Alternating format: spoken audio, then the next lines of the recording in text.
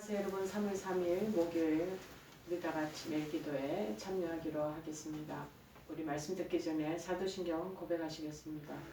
전능하사 천지를 만드신 하나님 아버지를 내가 믿사오며 그 외아들 우리 주 예수 그리스도를 믿사오니 이는 성령으로 잉태하사 동정녀 마리아에게 나시고 본디오 빌라도에게 고난을 받으사 십자가에 못 박혀 죽으시고 장사한 지 사흘 만에 죽은 자 가운데서 다시 살아나시며 하늘에 오르사 전능하신 하나님 우편에 앉아 계시다가 저리로서 산자와 죽은 자를 심판하러 오시리라. 성령을 믿사오며 거룩한 공예와 성도가 서로 교통하는 것과 죄를 사하여 주시는 것과 몸이 다시 사는 것과 영원히 사는 것을 믿사옵나이다. 아멘. 오늘 하나님께서 저희들에게 주시는 말씀은 구약성경 사무엘하 9장 1절에서 8절 말씀 보시겠습니다. 사무엘하 1장에서 8절 말씀, 조금 긴 내용인데 우리가 살펴보기로 하겠습니다. 475장입니다. 475페이지. 사무엘하 9장 1절에서 8절 말씀 보시겠습니다. 제가 봉독하겠습니다. 다윗이 이르되 사울의 집에 아직도 남은 사람이 있느냐? 내가 요나단으로 말미암아 그 사람에게 은총을 베풀리라 하니라. 사울의 집에는 종 한 사람이 있으니 그의 이름은 시바라. 그를 다윗의 앞으로 부르매 왕이 그에게 말하되 내가 시바냐 하니 이르되 당신의 종이니이다 하니라. 왕이 이르되 사울의 집에 아직도 남은 사람이 없느냐? 내가 그 사람에게 하나님의 은총을 베풀고자 하노라 하니 시바가 왕께 아뢰되 요나단의 아들 하나가 있는데 다리 저는 자니이다 하니라. 왕이 그에게 말하되 그게 어디 있느냐 하니 시바가 왕께 아뢰되 로드발 암미엘의 아들 마길의 집에 있나이다 하니라. 다윗이 사람을 보내어 로드발 암미엘의 아들 마길의 집에서 그를 데려오니 사울의 손자 요나단의 아들 머비보셋이 다윗에게 나와 그 앞에 엎드려 절하매 다윗이 이르되 머비보셋이여 하니 그가 이르기를 보소서 당신의 종이니이다. 다윗이 그에게 이르되 무서워하지 말라. 내가 반드시 내 아버지 요나단으로 말미암아 내게 은총을 베풀리라. 내가 내 할아버지 사울의 모든 밭을 다 내게 도로 주겠고 또 너는 항상 내 상에서 떡을 먹을지니라 하니 그가 절하여 이르되 이 종이 무엇이기에 왕께서 죽은 개 같은 나를 돌아보시나이까 하니라. 아멘. 오늘 주시는 말씀이 전쟁이 끝난 이후에 이제 머비보셋, 그러니까 옛날 다윗하고 제일 친했던 친구가 요나단이었잖아요. 그 집의 아들 머비보셋이 보셋에게 은총을 베푸는 다윗의 모습 우리가 오늘 보기로 하겠습니다. 이스라엘은 그 당시 다윗은 왕정 초기에는 굉장히 고달픈 투쟁을 또 치러야 했습니다. 사울에게 쫓겨다니기도 했는데 그 이후에는 이제 점점 또 주변에 있는 이방 세력들하고 전쟁을 치르면서 자기의 그 영역을 확보해야 되는, 그리고 또 이스라엘 백성들을 보살펴야 되는 그런 토지 확보에 대한 영토 확장에 대한 그런 부분에 수많은 전쟁을 치를 수밖에 없는 그런 실상이 있었습니다. 그런데 혼자 힘으로는 이길 수 없지만 다윗에게 점점 하나님의 능력이 주어지는 결과 온 나라에 이제 평정과 평화의 시대가 찾아오게 된 것입니다. 그러자 이제 다윗은 이제 정신을 좀 전쟁하고 싸우다 보니 경황이 없었잖아요. 이제 정신을 차려서 이렇게 주변을 돌아보니 자신을 어려움에서 건져준 친구 요나단이 생각이 난 거죠. 그래서 요나단의 그 가문이 어떻게 되었느냐, 요나단과의 그 우정을 기억하면서 주변 사람에게 수소문을 하다 보니 사울 집안, 그러니까 요나단의 아버지 그 사울 집안에 많은 사람들이 전쟁에서 피해를 입고 죽어갔는데 그 남은 자손이 몇몇이 있었나 봐요. 그 자손들에게 내가 특별히 은혜를 베풀고자 한다 라고 이제 시도를 하게 된 것입니다. 그 당시 옛날 고대 건동 지방에서는 주로 새 군주 왕이 들었으면은 전 왕의 후손들을 모두 다 죽였대요.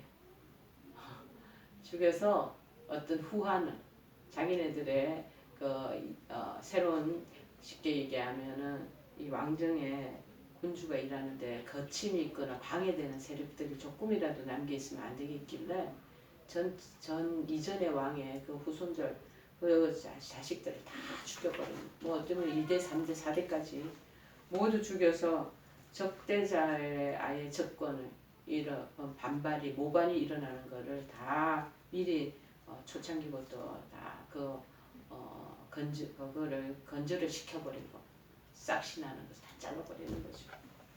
그러나 다윗은 요나단의 언약과 사울과의 약속을 기억하면서 은총을 베풀고자 하는 것입니다. 사울의 집에 남은 자손이라는 다 죽었고 유일하게 하나 요나단의 아들 절뚝발이 다리가 장애가 있는 그 모비보셋이라는 사람이 하나 남아 있는 거죠. 자, 그래서 이 모비보셋에게 다윗이 요나단과의 그 우정을 기억하면서 아들을 보살피는 그런 모습을 우리가 볼 수 있습니다. 전쟁의 군장으로도 위험을 떨치는 분인데 또 이렇게 따뜻한 보이지 않는 내면에 그 자기의 그 친구였던 그 아들을 살펴주고자 하는 그 다윗의 모습을 한번 살펴보면서 우리도 모든 사람에게 이 그리스도의 사랑을 그렇게 펼쳐나가야 될 존재고 그러한 우리의 정말 정체성이라는 것을 한 번 더 살펴보는 그런 계기로 삼고자 합니다. 첫째는 뭐냐? 요나단과의 언약을 실천하기 위해서 옛날에 우리 청년 때 약속한 거니까 뭐 잊어버려도 누가 뭐라 하면 없잖아요.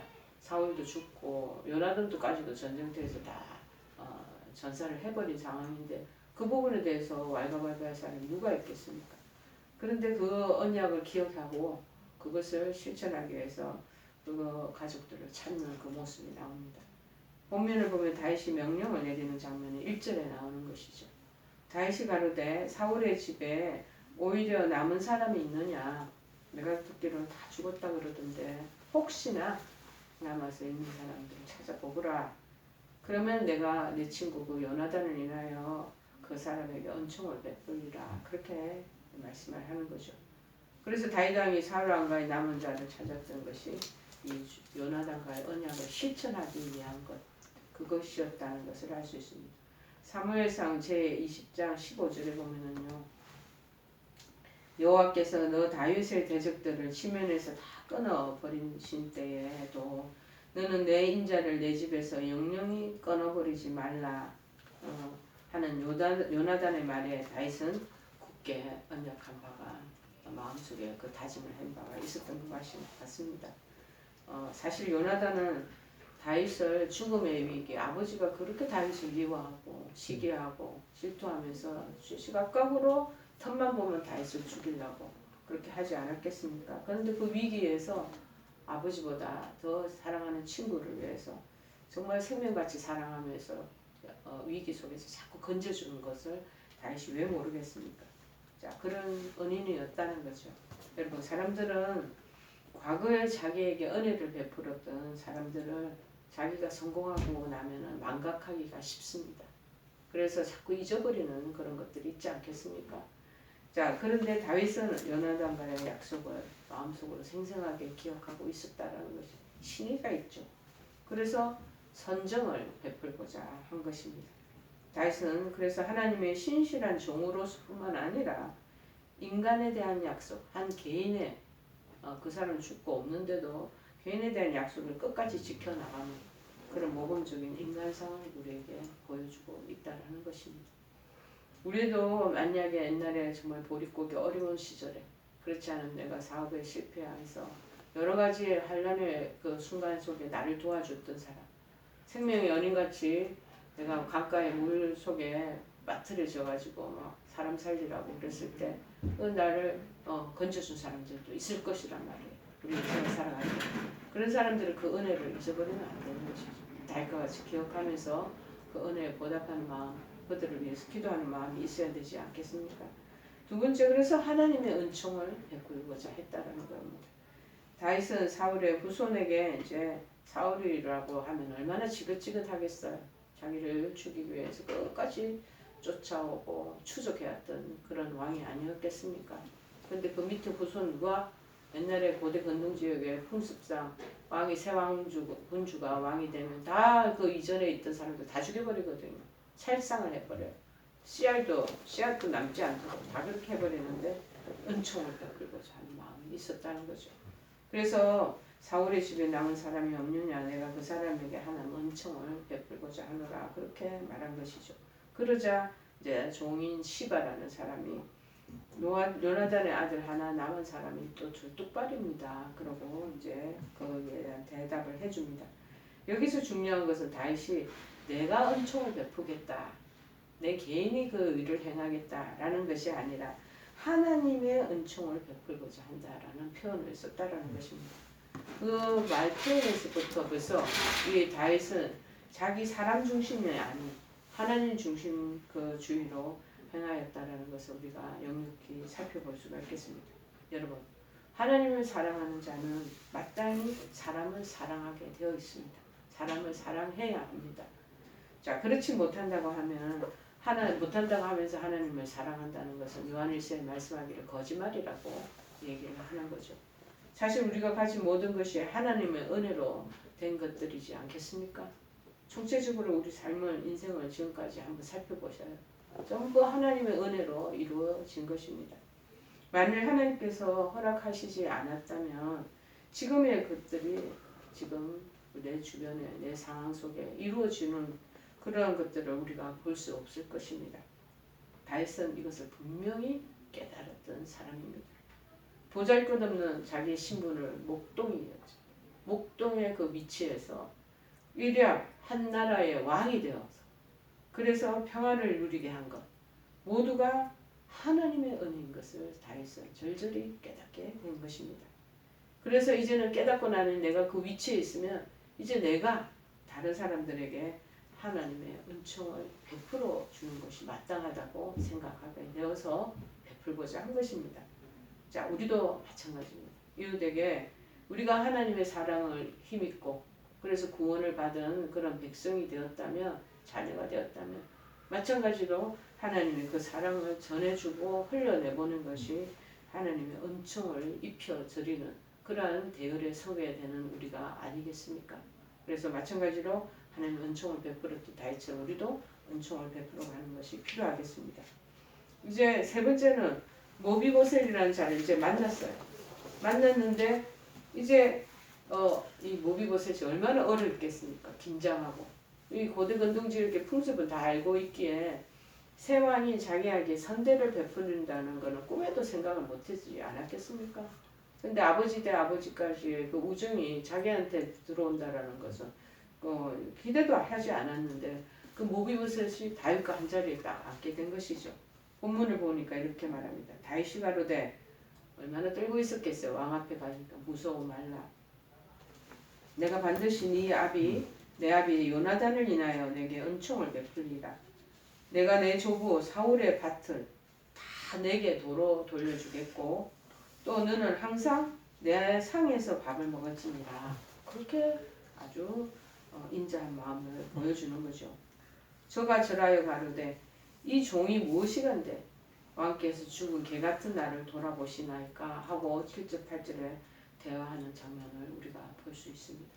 여러분, 다윗은 모비보셋을 위로하되 그냥 위로하는 어떤 형식적 요소로 저 사람 보살펴주고 농사지을 땅 주고 그냥 살게 해주라 이렇게 해도 되는데 특별히 진정한 진실된 마음으로 요나단을 대하듯이 그 아들을 대하고 밥 먹을 밥상 거기에도 너 그렇게 왕이 앉는 그 자리에 앉게 해주는 거 얼마나 큰 특권과 영광을 주는 것입니까?